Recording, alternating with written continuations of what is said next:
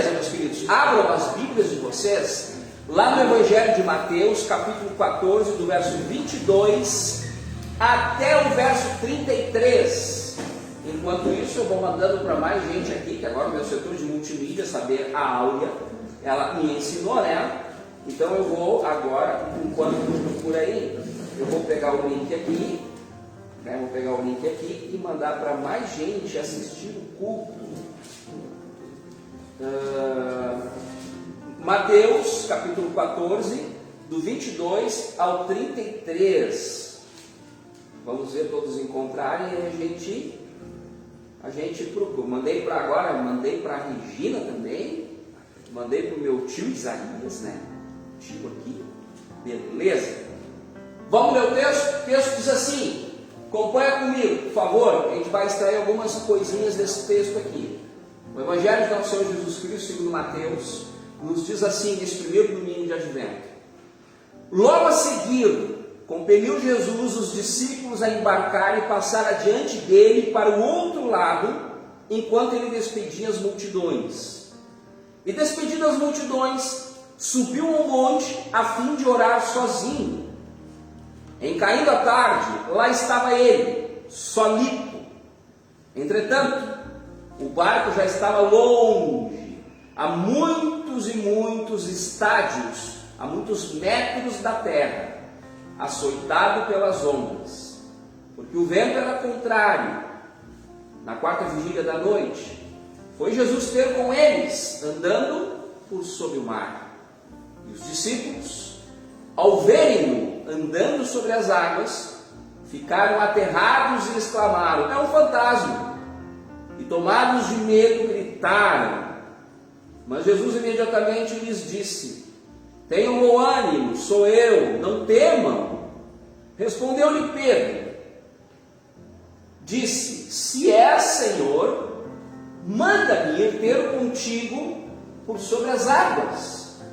E ele disse: vem.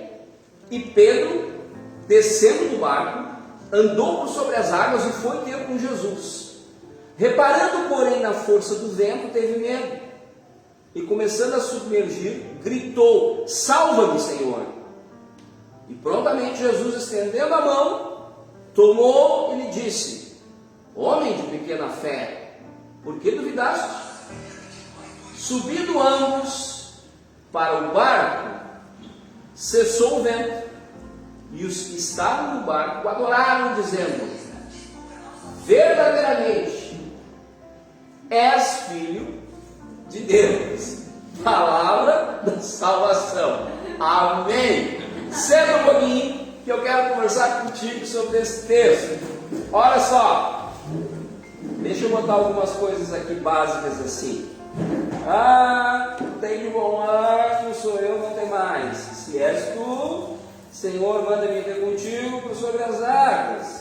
Ele disse: vem. E Pedro, descendo do barco, andou por sobre as águas e foi ter com Jesus. Pronto. Deixa eu dizer uma coisa para vocês que estão no culto aqui. Muito propositivo, muito pragmático, muito objetivo e muito ocidental. Por que eu estou dizendo isso? Algumas coisas eu estou já passando para a igreja, não só no estudo bíblico, mas também no culto, porque nem todos vêm no estudo. Antes que alguém pergunte em casa ou aqui da igreja, por que hoje a minha estola, os paramentos que arrumou essa mesa lindamente aqui, elas são roxos, os paramentos são roxos hoje. Porque o roxo, assim como todas as outras cores litúrgicas, elas têm um sentido pedagógico de mostrar para a igreja que a gente está entrando num período ou está morto.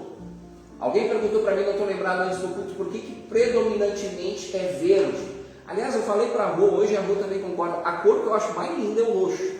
Por mim podia ficar o ano inteiro roxo, eu gosto muito do roxo, sabe? E fica muito legal. Sem falar essa estola aqui que eu comprei lá em Recife, no ENAC, no ano passado, uma estola muito chique que eu comprei. Vocês podem ver que tem salamalecas aqui, tudo a ver comigo, né? Olha só, esses babados aqui. E eu comprei, e na época, como eu usava o Cassock antes, na época da outra realidade eclesial que nós tínhamos, o Cassock era só uma estola preta. Na episcopal carismática a gente usa alba, não usa o Cassock, e nem o tippet, que é o pretão, e usa sempre a alba e as as estolas. Então a gente fica mais parecido com um padre. Eu costumo dizer que não é a gente que fica mais parecido com o padre, são os padres que ficam mais parecidos com a gente nessa realidade, tá? O roxo, nessa época do ano, ele está apontando para esse domingo que nós estamos entrando num período de espera de algo muito importante.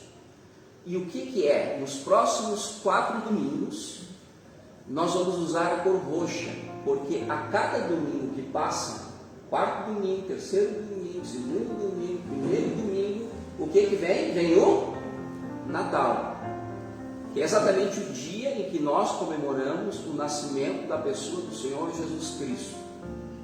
E é por isso que hoje eu queria exatamente falar sobre a pessoa de Jesus, porque o mundo inteiro comemora o Natal, o mundo inteiro comemora o nascimento de Jesus. Mas como será que as pessoas no mundo, Rosângela, veem Jesus? Qual é o conceito que as pessoas têm da pessoa de Jesus? Sabe por que eu estou perguntando isso? Sabe por quê? Sabe por quê? Sabe por quê que o Lelepapo não baixa aqui? Sabe por que eu estou perguntando isso para vocês? Porque o conceito que você tem de Jesus vai definir a tua vida nesse planeta e depois que tu partir desse mundo. Dependendo do que tu responder de quem é Jesus na tua vida, depende a tua existência enquanto tu estiver na carne e depois que tu sair da carne. Dependendo do teu conceito da pessoa de Jesus e dependendo do relacionamento que tu tem com Ele. E aí o roxo, ele apresenta para a igreja assim, ó, se liguem. A gente está entrando num período em que vamos comemorar no dia 25 o nascimento dele, do Senhor Jesus. Ah, reverendo, mas no dia 25 de dezembro Jesus não nasceu. Não tem problema. Mas no dia 25 de dezembro foi estabelecido que a gente comemora o aniversário dele. Não é porque eu não sei o dia do aniversário do Fabinho, que se ele convidar a gente não vai lá comer uma carne com ele. O dia, pouco interessa. Ah, o Fabinho é em abril, né, Fabinho? Maio, sabia que era maio. É maio, né? Qual é o dia de maio? 23 de maio. O Fabinho faz aniversário dia 23 de maio.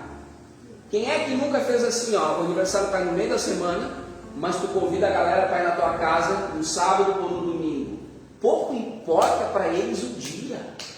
Se o Fabinho fala no dia 23 de maio, o aniversário cai numa segunda, mas ele convida para o sábado, nós vamos comemorar o aniversário do Fabinho no sábado. Porque o que importa é a comemoração, não o dia. Mas por que escolheram o dia 25 de dezembro? Vou explicar rapidinho para tu, rapidinho para tu saber por que escolheram o dia 25 de dezembro. Quando o Império Romano ele passou por um processo de conversão ao cristianismo, porque você sabe que a igreja cristã ela era uma igreja não aceita, era uma religião não aceita do Império Romano. Quando o Império Romano começou a converter, quando a igreja cristã começou a converter o Império Romano, ela começou devagarinho, fazendo que nem o Lipinho fez, convidando alguém para vir para a igreja, aí alguém vem. A Bruna convida a mãe, aí a mãe vem, e assim vai indo. E assim que funciona o processo de conversão dentro da igreja. Tu vai convidando um, vai convidando o outro, vai convidando o outro. De 10 que tu convida, se um vem, tu cumpriu tua missão. E aquele vem, fica, firma, ouve a palavra, e aí ele conhece a pessoa de Jesus. Foi assim que a igreja cristã fez com o Império Romano, um império poderoso, aonde cultuavam deuses pagãos, não tinha lugar para a pessoa de Jesus. E a igreja cristã chegou de uma maneira muito suave, devagarinho, como a gente fala aqui no sul, comendo pelas beiradas, convidando um, convidando o outro, convidando os soldados romanos para terem essa experiência com Jesus. Resultado de tudo disso, tá? Porque a questão não é falar do Império Romano aqui. O Império Romano ele rui, ele cai. E a religião que antes ela era rechaçada, torna-se a religião oficial do Império. E agora, tornando-se a religião oficial do Império, tudo aquilo que era pagão, a igreja cristã ela recristianizou. Um exemplo clássico disso: se no Império Romano adorava-se o dia Solis, o Deus Sol, agora se adorava o Senhor Jesus, que seria o Sol da Justiça. Os pretorianos, que eram o pop do imperador César, era a guarda especial, todos vestidos de preto, eles adoravam ao deus Mitras.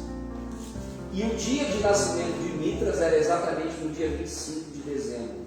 Se no Império Romano pagão se adorava o Deus Mitras no dia 25 de dezembro, agora na igreja cristã não se adora mais Mitras, mas se adora exatamente o Senhor Jesus Cristo, que nasceu no dia 25 de dezembro. Percebe? A igreja tem essa capacidade de pegar aquilo que é pagão, ressignificar e trazer um significado cristão e espiritual. O mesmo que a igreja faz, ela faz comigo e contigo pelo intermédio da pessoa de Jesus. Antes a gente era pagão, antes a gente não valia nada, antes a gente era um homenzinho torto, que morava numa casinha torta, mas quando Jesus entra na vida da gente, a gente já não é mais homenzinho torto, mas a gente se endireita, e depois que a gente se endireita, a gente se torna uma nova criatura, percebe?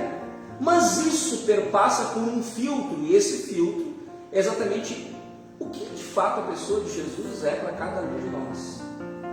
Porque o conceito da pessoa de Jesus todo mundo tem, mas não é todo conceito que vai fazer tu mudar a tua vida. E aí eu queria exatamente, baseado nessa história, conversar contigo. Porque Jesus é fundante na nossa vida existencial dentro da igreja. Tu precisa entender isso. Por isso que pedagogicamente, quando chega o período de advento, a igreja troca o verde, que é o tempo comum, e coloca o roxo para dizer, olha, ele está chegando. Ele já nasceu, ele já morreu, ele ressuscitou. Mas a gente comemora o aniversário dele. E comemorar o aniversário da pessoa de Jesus é muito mais do que tu ver o dia 24, 25 de dezembro como um feriadão. Que é que geralmente a gente aqui faz no sul. 24, 25, feriadão, vai cair na segunda e terça, show de bola, emenda sábado e domingo, vamos para a cidreira. Aí tu pega e vai para a cidreira. Aí tu vê aquele mar lindo, maravilhoso, aquela água que parece um nego Nescau vindo assim nos teus pés, o nordestão batendo no teu corpo e tu comendo aquele milho que tu sabe que o cara fez 2 dias antes de tu chegar ali. É milho de Três Montes, como diz meu sogro. E um milho que tu come é aquele milho sem graça, sabe? E aí para completar a cena da desgraça, aquele cidreira, nordestão, aquela água chinela, aquela coisa escura vindo assim, para completar tudo. Aí tu morre de sede e pede uma skin. Aí é a visão do inferno. Tu toma uma skin, velho, é a pior coisa que existe, porque skin não é cerveja. Pelo amor de Deus, não cometam esse pecado de tomar skin. Skin não é cerveja, é xixi de camelo. Ponto. Dito isso, depois do meu surto, agora vamos para o texto bíblico. Acompanha lá, deixa a tua Bíblia aberta, e aí eu quero exatamente conversar contigo sobre essas questões. Olha só, eu quero chamar a atenção de vocês para uma coisa bem legal aqui. Que Jesus, ele compele os discípulos a embarcar e passar adiante, embarcar numa embarcação, num barco, e passar adiante do outro lado do mar da Galileia. Acontece que quando os discípulos eles entram no barco, eu percebo que, deixa eu ver aqui o texto bíblico, onde é que está? Eu me perdi aqui. Entrando no barco já estava longe, muitos estados da terra açoitados pelas ondas, porque o vento era contrário. Aqui, quando eles entram no barco e eles vão a destino conforme Jesus diz para eles assim, passem para a outra margem do mar da Galileia. Quando eles entram no barco e eles começam a viagem deles, o 24 diz bem assim, acompanha comigo lá. Entrando no barco já estava longe, a muitos metros da terra. O barco ele estava sendo açoitado pelas ondas. E por que ele estava sendo açoitado pelas ondas? Por que açoitado pelas ondas? O mar estava revoltoso no barco. Agora, por que o mar estava revoltoso no barco? Porque o vento era contrário ao destino do barco. O barco estava querendo ir para o sentido sul. O vento, ele vinha do sul para o norte. Vocês imaginem o nível de dificuldade do barco para o barco poder chegar até o outro lado do mar. Porque o vento não deixava. E naquela época os barcos não eram a vela. Os barcos não eram a vela. Naquela época os barcos eram a remo. Então imagina a gente boa. para o barco atravessar de uma margem a outra, conforme Jesus disse para os discípulos, e os discípulos estavam cumprindo o que Jesus disse. Para ele atravessar com um temporal, um ventão vindo muito mais forte do que o nordestão, os caras tinham que remar 3, 4, 5 vezes mais para poder superar o vento que era contrário. E aqui eu já quero dizer uma coisa que tem em comum a vida dos discípulos, que teve em comum com a minha vida e a tua vida e a vida de todo aquele que é discípulo de Jesus. Não vá no discurso coach de pregador fake que vai dizer que a partir do momento que você entra para a igreja e entrega a sua vida para Jesus, que tudo vai ser fácil. Isso não é evangelho. Isso é discurso de coach. Eu já disse uma vez aqui e vou dizer de novo. Conceito de coach para mim, aprendi com outra pessoa. É um bundão que vem de longe para te dizer o que tu deve fazer na tua vida, e depois que ele diz, ele sai correndo rapidinho. Porque quando tu põe em prática, tu vê que nada dá certo, vai para tu não pegar ele já correu com o teu dinheiro. O pregador, Joaquim, ou a igreja que disser para tu, que disser para mim, que disser para nós, que a partir do momento que nós aceitamos Jesus, entregamos a nossa vida para Ele, tudo vai ser fácil, tudo vai ser legal, a gente vai conquistar tudo, é um evangelho completamente equivocado e não fundamentado nas Escrituras, que é a nossa regra de fé. E por que eu digo isso para vocês? Porque as Escrituras nos ensinam que sempre todo aquele que é discípulo de Deus, ele passa por processos de dificuldade na vida. A diferença do que não é discípulo é que ele passa por dificuldade também que não vence. Mas aquele que é discípulo de Deus, se ele segue as orientações que o Deus dele diz, ele vai passar por um processo histórico de dificuldade até chegar ao seu objetivo. É por isso que a minha vida e a tua vida ela não é fácil sobre aspecto algum. As pessoas podem olhar para tu e dizer assim, mas eles têm muita capacidade. As pessoas podem olhar para a vida do Fábio e dizer, mas o Fábio é o cara que está fazendo um curso de técnico de enfermagem. Olha que coisa mais fácil que está sendo a vida para ele. Logo, logo vai se formar, vai ter uma profissão bacana, vai ganhar bem segundo o piso que foi aprovado no Congresso. E é um pisão. Eu nem sei se o piso continua valendo, nem sei.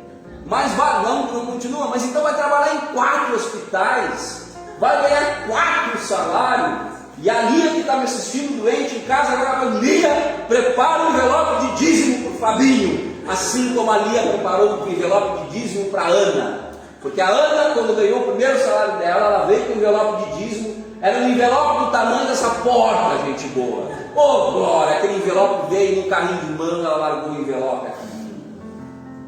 Então a gente olha para a vida do Fábio, olha para a vida da Ana, que vida mais boa que eles têm, casaram, ganharam uma casa legal na esquina ali.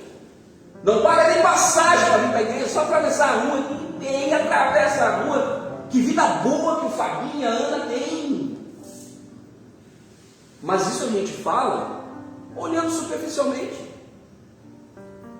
Porque ninguém está lá na hora que o Fabinho acorda cedo da manhã para fazer o estágio dele, enfrentar o busão, atravessar a cidade toda, sabe? Correndo o risco de ser assaltado. Ninguém está junto com o Fabinho quando ele tem que pagar o boleto do curso dele. Ninguém está junto com o Fabinho quando eles têm que juntar todas as contas. Estou usando o exemplo do Fabinho agora e da Ana, tá? Me permitam, queridos. Tem que juntar todas as contas para poder pagar, porque a vida não é fácil, nem para eles, nem para mim e nem para vocês. Agora, quem olha de fora acha que está tudo muito fácil a vida do Fábio e da Ana. Quem está de fora acha que é muito fácil a vida do Samuel e da Bruna. Quem está do lado de fora acha que é muito fácil a vida do Miguel, acha que é muito fácil a vida da Bruna e do Cris. Agora, tu que vive a tua história, tu sabe o que tu passa para chegar onde tu quer chegar. Porque, queridos, a vida não é fácil para ninguém.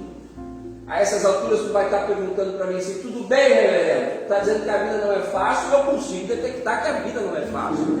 Mas e daí? O que a gente faz? A gente vai para o texto bíblico exatamente para encontrar as respostas existenciais para a nossa vida. E a vida não estava sendo nada fácil para os discípulos que estavam naquele barco, porque o vento continuava sendo contrário. Mas eles tinham uma coisa no coração deles. eles não desistiram de ir para o outro lado da margem, ainda que as ondas da água açoitassem o barco. Açoitar vem de açoite, porrada. O casco do barco, Davi, levava porrada da água. E a gente não precisa ser marinheiro para saber, queridos, que se as ondas da água açoitavam o barco, esse barco balançava para cá, balançava para lá, balançava para cá, balançava para lá. E quando um barco entra nessa dinâmica dentro d'água, no meio de uma turba, de um temporal, a melhor coisa que tu pode fazer para tu não cair é te segurar nas cordas desse barco. Quantas e quantas vezes na vida de vocês já não perceberam os açoites das águas da vida balançando a tua vida, a tua história, a ponto de tu achar que tu poderia a qualquer momento cair? Essa parte ninguém sabe da tua história. Essa parte ninguém sabe. É muito fácil olhar para ti, minha filha, e dizer assim: nossa, que coisa querida essa menina, trabalha, é operadora do direito, fantástico, que vida fácil que essa menina tem. Mas ninguém tem nos bastidores da tua vida, querida, para saber o processo todo que tu tem que fazer do teu curso, processo vestibular, curso, TCC, tudo aquelas embrólios que a gente sabe que tem que fazer para depois ganhar o canudo, e depois que ganha o canudo, ir batalhar para encontrar um emprego. Ninguém fica nos bastidores da tua história para saber as coisas tristes que já aconteceram na tua vida. As lágrimas que tu já derramou por ter perdido uma série de coisas e pessoas que tu amava. Possibilidades que tu não deu, muitas vezes, o devido valor, e depois que passa, tu te dá conta que tinha valor aquela possibilidade, mas já passou, e isso vai trazendo marcas na tua alma. E é esses açoites que a gente vai levando na vida, que a gente vai levando na alma, que a gente vai levando no coração, que deixa a gente meio perturbado. E quando as coisas deixam a gente meio perturbado, a gente tem vontade de desistir. Quantas e quantas pessoas pensam em desistir da vida? Quantas e quantas pessoas pensam que não tem mais perspectiva na sua história e começa a pensar um monte de coisa que não deveria de pensar e que eu não vou verbalizar aqui exatamente para não ficar incentivando? Quantas e quantas vezes a gente já perdeu o brilho no olhar por achar que nada mais tem sentido?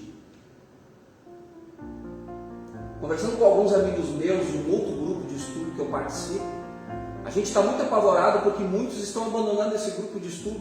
E eu disse: olha, eu preciso concordar com Schopenhauer. Schopenhauer, ele vai dizer que o ser humano, ele precisa e vai sempre atrás de significados. Quando tu perde o significado de algo, quando tu não vê sentido, tu abandona. Quantas e quantas pessoas abandonaram a igreja por não ver mais sentido estar na igreja? E sabe por que elas não viram mais sentido? Porque o único sentido que pode fazer com que tu fique com o teu corpo plantado dentro da igreja é quando tu encontra um sentido na pessoa do Senhor Jesus Cristo. Agora, quando tu não encontra a pessoa de Jesus dentro da igreja, a tua tendência, mais cedo ou mais tarde, no balanço da vida, nos açoites das águas da tua história, tu abandonar o barco chamado igreja. E eu quero dizer para vocês que nesse texto bíblico aqui, vento contrário e água batendo no barco, chacoalhando o barco, só não fizeram os discípulos desistirem da ordenança do Senhor Jesus de ir para o outro lado da margem do mar, da Galileia, porque eles tinham guardado no coração o sentimento de que Jesus estava com eles. E aqui eu quero dizer uma coisa para cada um de vocês que muitas vezes ficam aflitos na vida. Quando vocês se sentirem aflitos na vida, quando vocês sentirem a vida balançando, quando perceberem que tudo está ruim, não esqueçam que esse mesmo Jesus que esteve com os discípulos aqui, também está com vocês e não os abandona. Isso é uma promessa que as Escrituras nos diz. Entende por que na escola bíblica a gente estuda que as Escrituras Sagradas têm verdades objetivas? Porque quando tu te dá conta que na Escritura tem uma verdade objetiva, nada te deixa esmorecer na tua caminhada e na tua trajetória. Nós estamos estudando na Escola Bíblica Dominical que a Bíblia tem uma verdade objetiva. E a verdade objetiva da Bíblia é a pessoa de Jesus e as promessas dele. O Senhor Jesus, ele diz assim, eis que estou convosco. Ou em outras palavras, ele está dizendo, eu estou junto contigo porque daí é. Nos momentos bons e nos momentos ruins. O evangelho coach com o evangelho fácil, fake, vai dizer que Jesus vai estar contigo sempre nos momentos bons, que você sempre vai ter momentos bons. Tira esse óculos colorido dos olhos. Porque o evangelho da Bíblia, ele não apresenta somente um Cristo da glória que sempre vai te dar vitória. Ainda que ele seja o Deus da vitória e que ele venceu a morte no terceiro dia ressuscitando, ele é um Cristo da cruz. Sabe o que isso significa em termos teológicos? Que nos momentos bons e nos momentos ruins ele não te abandona, ele te fortalece para tu continuar a tua caminhada. E foi o que Jesus fez com esses camaradas aqui que estavam no mar. Eles estavam apavorados, o vento contrário, a onda batendo aqui, a onda batendo. Aí daqui a pouco, eles tentando controlar o barco, tentando ajeitar, sabendo que Jesus tinha dado a orientação de eles atravessarem do outro lado, estavam cumprindo isso. Parece a gente na vida, né? Porque o Senhor Jesus, ele chama cada um de vocês e a mim para nós seguirmos Ele. E aí a gente segue na história da vida da gente. Mas vocês já pararam e já pensaram que, vocês já perceberam que há momentos da vida que dá umas bugadas assim na vida da gente? Alguma coisa não dá certo. E tu tenta controlar a tua vida aqui. Sabe? Mais ou menos o cara no skate aqui, não é muito, né? Tá vindo aqui. Tem que se equilibrar no skate. Na vida a gente também é assim, a gente tem que se equilibrar na vida. E aí, em determinado momento, tu acha assim que vai cair tudo, vai acabar tudo. O casamento vai por água abaixo. Teu relacionamento com a tua família está uma porcaria. Tu não tem perspectiva de nada, tu não confia nem mais em ti, nas mínimas coisas. E aí tu começa a pensar que tu é um pouquinho mais do que uma ameba. Os discípulos estavam apavorados nessa situação. Deus, tá, o homem mandou para o outro lado, mas não estão conseguindo. Daqui a pouco eles olham adiante assim. E eles veem alguém se aproximando. E eles veem alguém se aproximando, e eu sublinhei aqui. No 26, diz assim, acompanha comigo. Acompanha o 25, na quarta vigília de noite foi Jesus ter com eles. E olha como é que Jesus foi ter com eles no meio daquele temporal. Simplesmente Jesus usou os elementos da física quântica. Porque a física newtoniana não explica isso. Ele vai em direção ao barco, sabe fazendo o quê? Caminhando sobre as águas. E aqui começa, na vida desses discípulos, o sobrenatural de Deus acontecer na vida deles. Porque Jesus, ele faz uma coisa que os discípulos jamais poderiam imaginar. O cara vem caminhando sobre a água. E eu tenho que dizer uma verdade teológica e bíblica para vocês essa noite, meus queridos. Sabe quando que começa a vitória na vida da gente? Quando o sobrenatural de Deus se manifesta aos nossos olhos.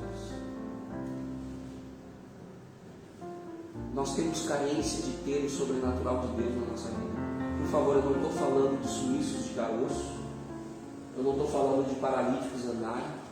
Eu não estou falando de cegos recuperarem a visão. Não, por favor.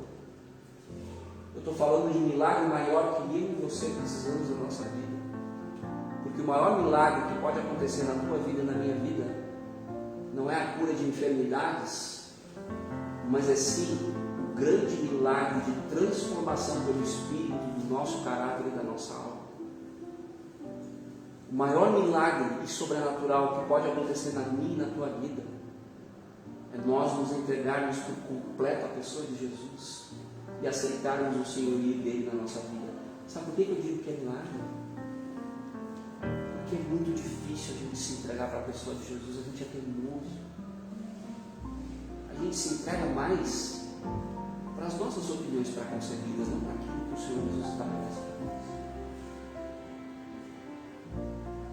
E aí Jesus, ele vem caminhando sobre a água para dar o significava para aqueles discípulos. E quando os discípulos veem o cara caminhando sobre a água, Jesus estava querendo dizer assim: ó, fiquem tranquilos, quem está aqui é alguém que é maior do que a própria lei da física. Aí, no 26, acompanhe 26 comigo lá, diz assim: e os discípulos, ao verem-no andando sobre as águas, ficaram aterrados, apavorados, exclamaram.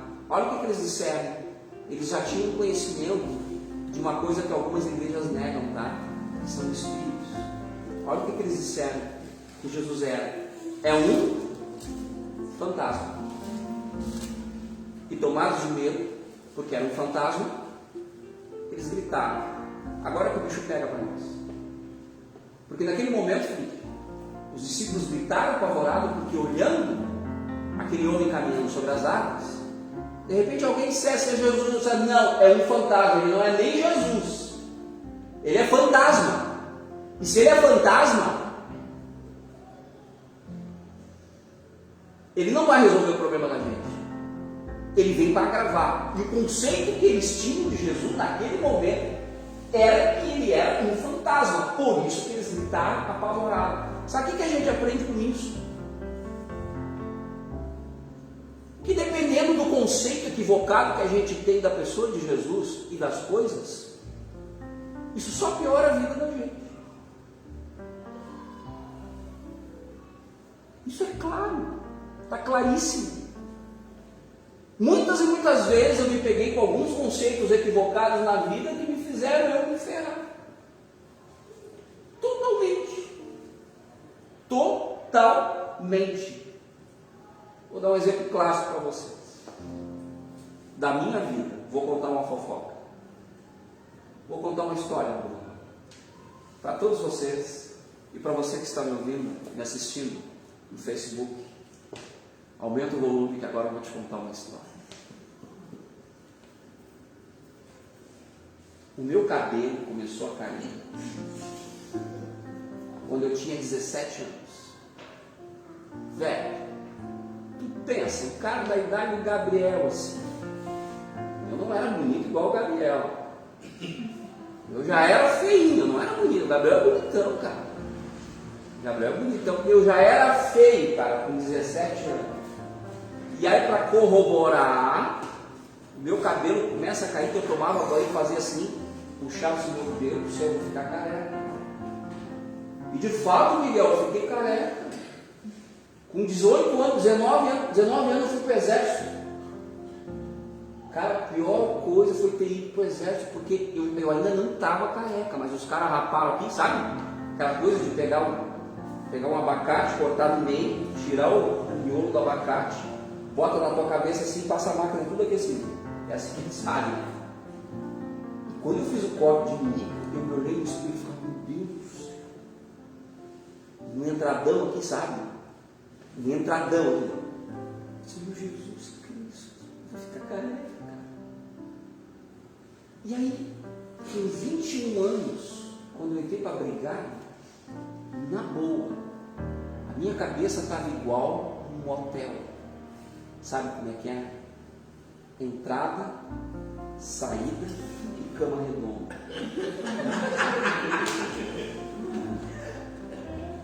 E aí você sabe, um gurizão, inseguro, insegurança.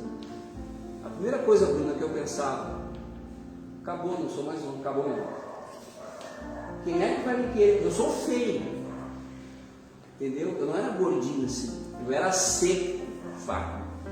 E eu gordo, eu já tenho um olho graúdo, então o magro, o gordo com o olho graúdo, quando fica magro, o olho fica maior que a cabeça, o olho assim, abre assim. Eu era só olho e careca. É uma careca com 2 olhão assim. Acabou o olho. Acabou, meu irmão. Qual é a mulher que vai querer? Isso me gerou uns estresses, umas inseguranças na vida que me fez sofrer. Até que a gente sabe que o mundo é feito de loucas, né? Até que um dia eu encontro a Sarinha e aí eu descubro aquela linda música, é dos carecas, que elas gostam, mais. E caso passado. Olha só. Hoje, quando eu olho essa história, eu tenho vontade de rir. Mas na época, para mim era o fim do mundo. Eu com 19 anos, 20, me olhava no espelho e já vi o coco da cabeça, assim, meu Jesus, o que vai acontecer? Aí eu tentei resolver o problema. Na época, eu fui num médico que era oficial nosso e ele era, como é que é o nome de médico que faz abdominoplastia? Primeiro ano de brigada, cheguei lá. Não, eu encontrei ele uma vez lá na academia. Coronel, eu precisava falar com o senhor, coronel médico. Fala, guri! Coronel, olha só, eu tô meu cabelo assim, não tem cabelo. E tá, vai lá no consultório que eu vou conversar contigo. Passou o tempo, aí eu marquei, entrei no consultório dele, sentei. Tá aí, qual é a situação? Coronel, olha só, eu acho que eu queria fazer um implante, 21 anos. Eu ia fazer implante de cabelo, teve muito cabelo, na época eu tinha cabelo, muito cabelo aqui. Paralamas do sucesso. Queria tirar o cabelo aqui, botar aqui, quando eu soltei. Acho que eu fiquei 1 hora conversando com ele aqui. E aí aquele médico, na sabedoria dele, um velhão queridão, já faleceu já, ele percebeu que o meu problema e o que eu precisava de fato não era um cabelo. O que eu precisava realmente era recuperar minha autoestima, Rosalinda. E aquele cara, em poucas palavras, acho que em uns 30 minutos, ele chegou para mim e disse assim: cara, olha só, te liga. Tu está levando a tua vida para um estágio, radicalizando o teu discurso, a ponto de tu não fazer uma cirurgia, que é um trauma, para tu ficar com uns fios em cima da cabeça. Tu não tem uma espiritualidade? Eu disse: tem. Tu crê em Deus? Creio. Então Deus te fez assim, velho. Deixa eu te dizer uma coisa. Eu não estou te falando porque eu tenho cabelo, porque eu devo ter outras deficiências que tu não tem, outros problemas que tu não tem. Primeiro, isso não é nenhum problema. Segundo, isso não te faz ser menos homem ou menor. Terceiro, a maneira como tu está vendo essa situação é uma maneira que está te limitando para tu poder evoluir nas outras áreas da tua vida. Quando ele me falou aqui, eu disse assim: meu Deus, esse cara, é Deus que está usando esse cara ainda. Porque você sabe de uma coisa, o que estava acontecendo? Eu não conseguia fazer educação física direito no quartel, porque o que eu fazia? Eu pegava o cabelo e penteava para cá. Né? Aí botava assim. Aí era educação física, batia o pavor. Na educação física tem que correr. Aí tu corre, o que o cabelo faz? O cabelo faz assim. Aí o que eu fazia? Eu fazia assim. Botava para cá de novo. Não corria. Não corria. Então, quando eu caminhava... Por isso que o senhor engordou, então. Por isso que eu engordei. Quando eu caminhava, com o cabelo assim, né? Se não tinha vento, era dia perfeito, não tem vento. Quando tinha vento, e o vento vinha tipo de frente assim, para ele não fazer assim, o que eu fazia? Eu caminhava assim.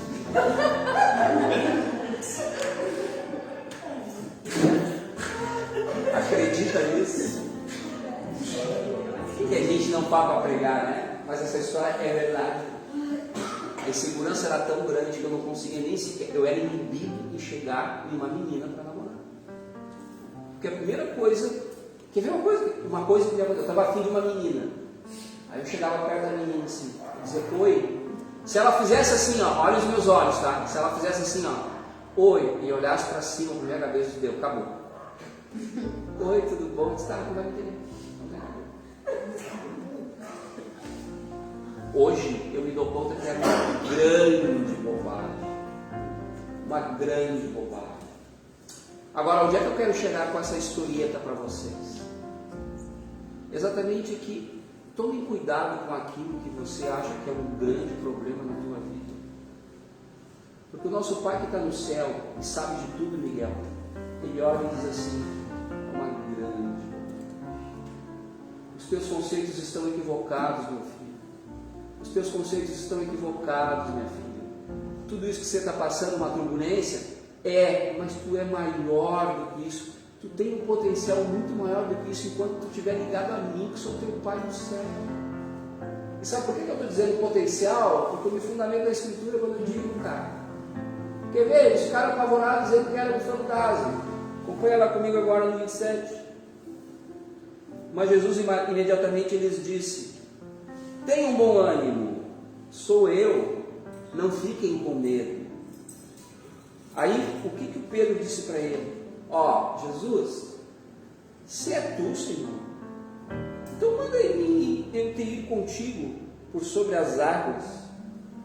Olha o que Pedro disse. Olha só aqui.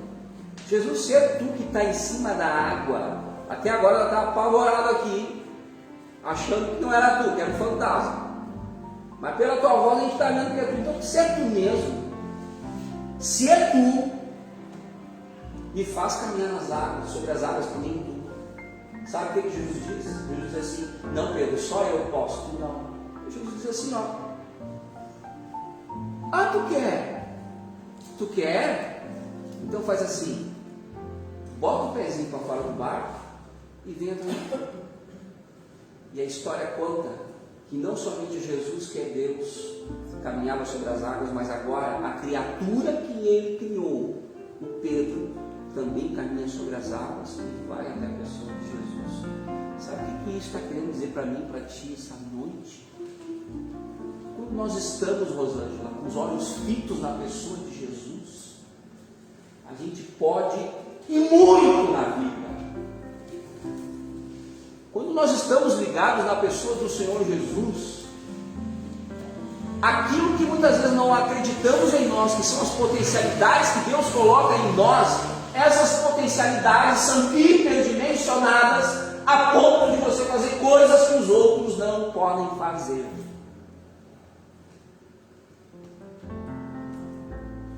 Mas isso só acontece se tu tiver os olhos fitos na pessoa de Jesus. A salvação em Cristo Jesus só acontece na tua vida se tu tiver com os olhos fitos no teu Salvador. Se tu tiver uma vivência na igreja dele, se tu reconhecer que a palavra dele é verdade, que ele morreu na cruz pelos teus pecados. Não, queridos, Jesus não morreu na cruz por ser um líder político. Não, queridos, Jesus não morreu na cruz para fazer justiça social, como muitos tentam dizer. Não, queridos, Jesus não morreu na cruz porque era um líder de esquerda. Ele não morreu na cruz porque era um líder de direita. Mas ele morreu na cruz por amor de ti, não querendo que tu fosse para o inferno e querendo que tu vivesse a eternidade com ele, de eternidade a eternidade, com os teus pecados perdoados. Amém? Agora eu estou falando da questão principal que Jesus nos potencializa. Porque os olhos fitos em Jesus, nós temos a salvação. Agora, Joaquim, a salvação que temos, se nós continuarmos com os olhos fitos nele, a gente começa a ficar mais autoconfiante. Mais autoconfiante. Sabe por quê? Sabe por quê? Sabe por quê? Sabe por quê? Porque depois que o Senhor usou aquele médico para resolver um problema banal para mim, que me limitava num monte de coisa, inclusive para falar, eu tinha dificuldade até para falar, acredito. Hoje eu não pago imposto para falar. Naquela época eu tinha problema até para falar, Rosângela, tão envergonhado que eu era, por causa do problema de não ter nada. Quando eu saí do consultório daquele médico, a primeira coisa que eu fiz, fui numa loja e comecei a comprar umas roupas transadas. Aí eu comprei uma camisa, somente os tios vão entender, se você não entende o tio explica aqui. Comprei uma camisa Hang Loose. Uma camisa Hang Loose. Porque eu pensei, não, se eu sou o cara, então eu sou o cara. Então eu vou. Primeiro eu vou encontrar alguém para namorar, entendeu? Cabelo não é problema. Comprei uma camisa Hang Loose. E aí, no mesmo lugar, eu comprei uma calça bag. Lembra da calça bag? Era aquela calça que na cintura era fina, era larga, assim, tipo uma bombacha, ridícula, horrorosa, né? Mas naquela época era pá. E aí, para fechar o look, eu comprei um All-Star preto. Padrão! Padrão! Lembro até hoje que eu fui no Laca de Fiore e comprei um perfume que na época era o Bam Bam Bam, não lembro o nome. Tem quase cheiro de maconha, entendeu? Mas era um cheiro, uma erva, era um troço espetacular, assim. E fui viver minha vida, velho. Fui viver minha vida. Por quê? Porque o cara, ele me mostrou que eu tinha potencialidades, e o problema que eu achava que era desse tamanho, na verdade não é coisa de nada assim. E o que eu quero dizer com isso para ti essa noite? Que quando nós estamos com os olhos fitos na pessoa de Jesus, aquilo que a gente acha que é desse tamanho, ele nos potencializa tanto, e ele enfatiza tantas potencialidades em nós, que aquilo que é desse tamanho, problemão, passa a ser desse tamanho. Não que o problema diminui, mas porque tu te dá conta das tuas potencialidades. Mas tu tem que estar com os olhos fitos em Jesus. Porque se tu tirar os olhos dele, tu perde essa segurança. Onde é que é o fundamento disso? Pedrão saiu do barco e saiu caminhando em direção a Jesus. Vou lá. Só que o que aconteceu? Na caminhada, Samuel, o Pedrão, ele chega e começa, ao invés de olhar para Jesus, ele começa a olhar para o vento e começa a que ventão, né? Está escuro. Essa água está gelada. Ele começou a racionalizar aquilo que não era para racionalizar. E quando essas questões tiraram a atenção dele, Rosângela, dos olhos de Jesus, e as questões ao redor tiraram a atenção dele, a Bíblia fala que Pedro começa a afundar. O que esse texto está querendo dizer para mim e para ti essa noite? Para a tua vida não afundar, não perca de mira a pessoa de Jesus, fica firme nele. Agora, tu corre o risco, queridão, de começar a olhar para outras coisas que não seja a pessoa de Jesus e perder o foco e a atenção de Jesus. E olha que são muitas coisas. O mundo tem muitas coisas que podem nos fazer perder o foco da pessoa de Jesus. E toda vez que eu e você perdemos o foco da pessoa de Jesus, a gente começa a afundar como um Pedrão. Quem nunca afundou aqui na vida? Quem nunca se sentiu que estava afundando? E essa noite, se eu estou pregando para alguém que se sente que está afundando, para de olhar para os problemas à volta e te fixa em Jesus de novo. Porque quando Pedro, ele começa a afundar, porque ele perdeu o foco da pessoa de Jesus, a primeira coisa que ele diz: Senhor, salva-me. E Jesus foi, sem titubear, pega a mão e puxa Jesus. Puxa Pedro, e Pedro sobe de novo. E aí ele termina dizendo assim, olha só. Onde é que está? Reparando, porém, na força do vento, teve medo e, começando a submergir, gritou: salva-me, Senhor. E prontamente, o texto diz, Jesus, estendendo a mão, tomou e lhe disse: homem de pequena fé, por que duvidaste?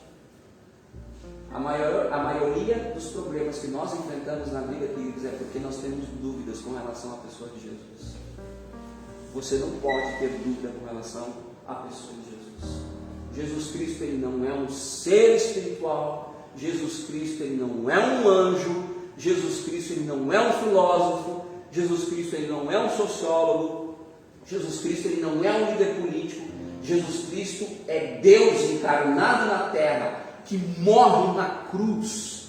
E aí deixa eu dizer uma coisa: o inferno chupa o inferno. Porque quando Jesus morre no Calvário, ele consegue perdoar os meus e os teus pecados, a ponto de nós não irmos mais para o inferno, enquanto estivermos fixos na imagem da pessoa de Jesus, aceitando ele como Senhor e Salvador. Sim, na cruz Jesus morre por completo. Sua natureza humana e sua natureza divina morre na cruz para perdoar os nossos pecados e pagar a dívida que nós tínhamos com ele. Tu vai me perguntar: pastor, como é que Deus pode morrer na cruz? Esse é o sobrenatural de Deus. Na cruz não foi somente um homem que morreu, foi o homem Deus, foi o Deus homem que morreu por amor de mim e por amor de ti.